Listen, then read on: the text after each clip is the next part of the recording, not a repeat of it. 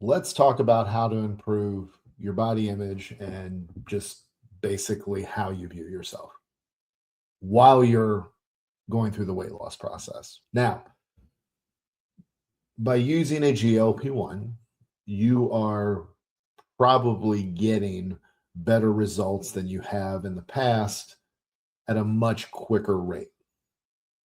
Many people, because of how weight loss is positioned to us, losing the weight and losing the weight fast is what we view as success. Now, there's ways we will unpack and talk about that kind of stuff on another episode, on another video. What I'm really interested in here is laying out what it takes to actually improve this. So, a couple of things. You're going to have to be patient with yourself while you're creating a new way of looking at yourself. You have been viewing yourself in the way that you have yourself is on the basically by your appearance, and at a deeper level how you see yourself as a person, because as much as we would like to say our physical appearance doesn't play into how we see ourselves as a person, it does. So let's acknowledge that. Let's acknowledge that we've got some stuff that we're untangling, we have stuff that we're working through, and we have to be patient with ourselves. The other thing, these thoughts and feelings that you have right now, that you have reinforced and had with you for a long time, are never 100% going to go away. That's okay. We're not taking the approach of trying to wipe all of these old thoughts and feelings away and replacing them. What we are doing is looking at a different way, a new way, as we evolve, to look at ourselves. And I say evolve because I'm not saying as we turn into a new person, because here's the other thing, it's not a new you. And so many people get hung up on their body image and their self-worth and body dysmorphia and all this because they look in the mirror and they say, I see the same person. Okay.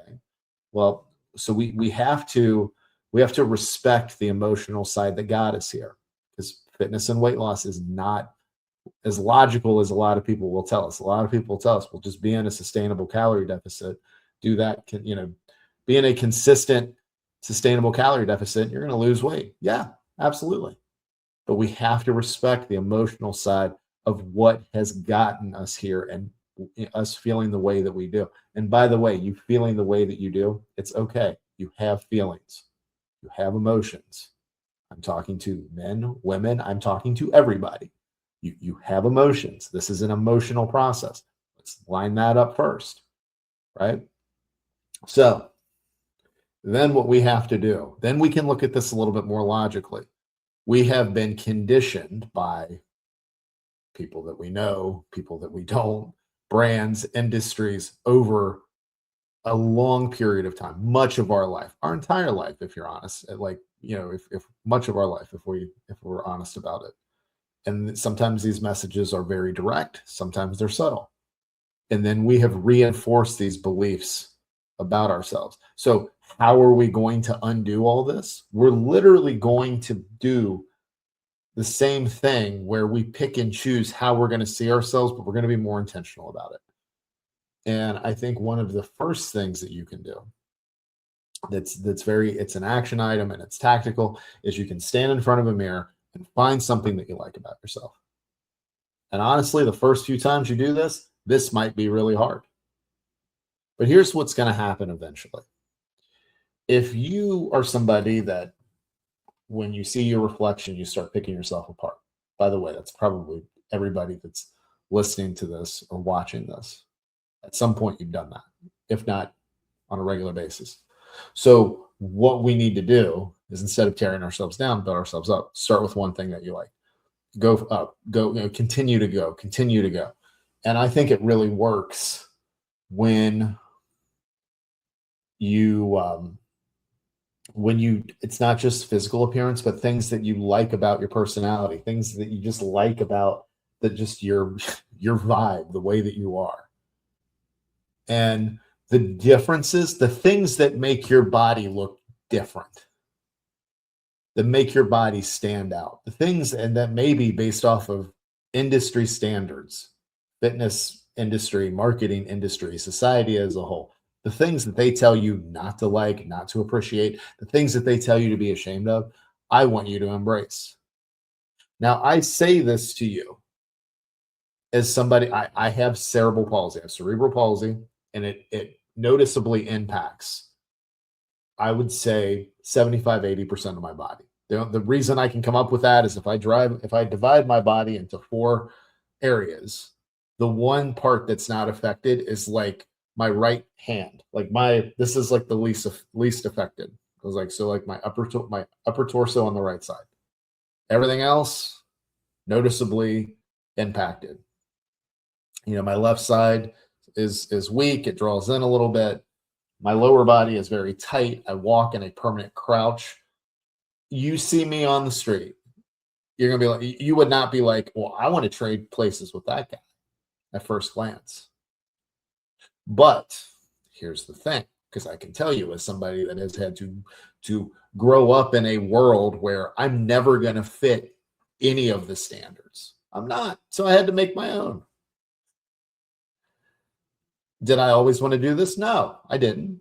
I wish that I could have fit in. I wish that I looked like Brad Pitt in Fight Club. That tells you how old I am, right?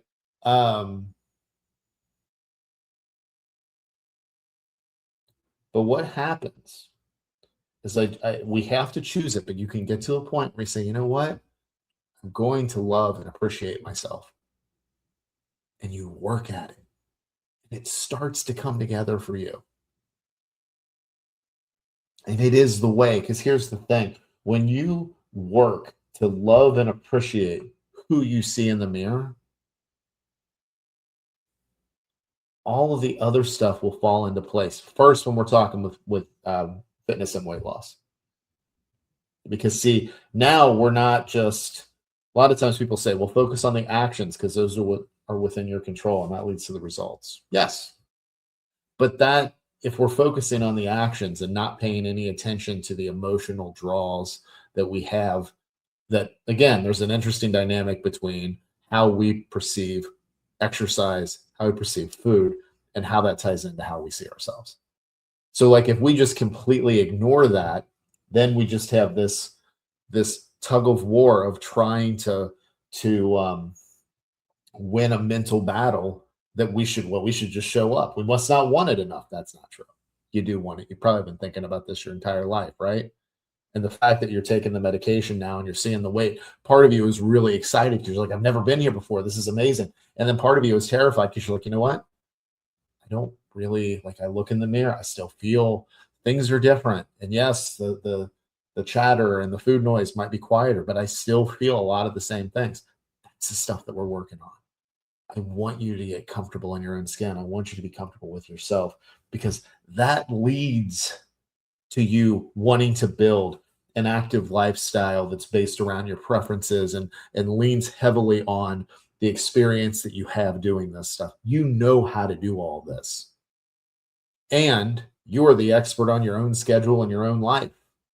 So like you totally know how to make this fit. Even though the fitness industry will tell you that you don't know what to do. Here's what you need. And there's always some new thing. What I will tell you is because you've been through a lot of experience and tried a lot of different things, organizing that might be challenging. So that is why if you go to the website, if you go to yourlevelfitness.com, one of the links there is to the framework. You can go straight to it. It's yourlevelfitness.com/framework if you want. But that shows you how to basically, it's not only setting goals and taking and tracking progress and all that, but it's the mental approach to this stuff. Because yes, we're working on how we look at body image and we need to really work on this stuff now when you're having success on the GLP-1, because your mind always needs to catch up to your body. It's accelerated with what's going on right now. So, and the other thing, because all of this is about being connected to yourself. And the other thing another resource that I send out are weekly journal prompts, weekday journal prompts. There's a theme each week. And so I send out emails Monday through Friday. And I ask you a question that's tied to that theme, and then there's a follow-up question to the first question, and then another follow-up, another follow-up. And the reason for that is I want you to get connected to yourself on a more nuanced level, because the nuance matters with all this stuff. Yeah, you can say, well, people need to exercise, people need to eat in a calorie deficit, but finding your own nuance is going to really help you figure out how to build this for you and do it for the rest of your life. Because it is important that you do this stuff for the rest of your life. Actually, being active is going to give you a better quality of life as good as you can. It's going to give you a better quality of life for as long as you can have it. And we all want that, I'm telling you. And you deserve to be able to eat food and not feel guilty about it.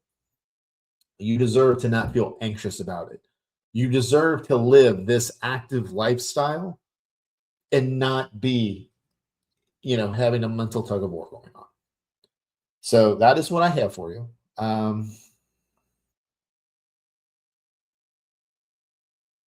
So if you're listening on the podcast, welcome. If you like what you're hearing, go ahead and subscribe. And then once you've subscribed, rate and review wherever it is that you're listening, and then share this. And if you're on YouTube, if you like what you're watching, go ahead and subscribe. The thing with YouTube, they're also going to recommend a video. So they think that you're going to like this video that's right there.